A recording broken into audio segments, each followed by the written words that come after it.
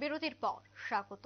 এক আনন্দঘন অনুষ্ঠানের মধ্য দিয়ে আজ এনএসএস-এর 2023-24 ইংরেজি বর্ষের সপ্তাহব্যাপী বার্ষিক বিশেষ প্রশিক্ষণ শিবিরের সূচনা হয় বুধবার তেলিয়ামুড়া কবি নজরুল বিদ্যা ভবন দ্বাদশ শ্রেণী বিদ্যালয়ে।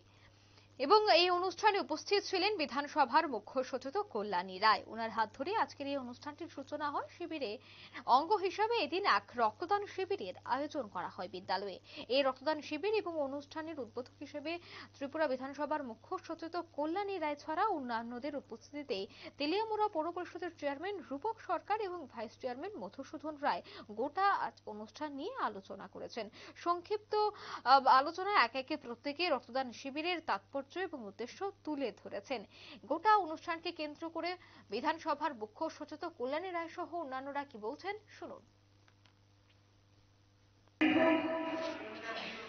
প্রতি বছরের এবারও কবি নজরুল বিদ্যা ভবন এনএসএস এর সাবজেক্টিভ প্রশিক্ষণ শিবির চলবে। তোমরা তাতে অংশগ্রহণ করবে এবং আমরা যে আজকের যে কাগজটি আমাদের দেওয়া হয়েছে আমি দেখেছি প্রত্যেকটি বিষয় অত্যন্ত সুন্দর।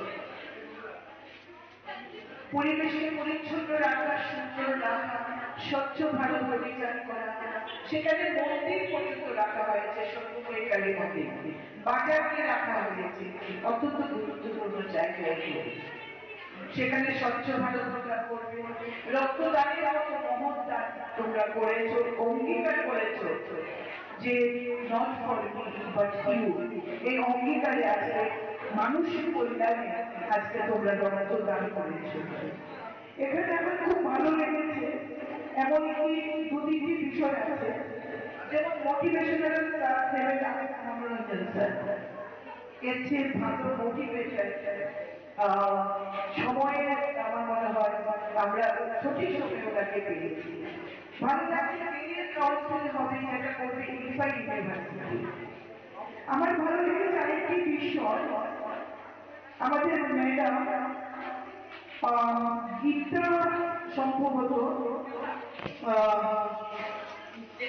তিনি,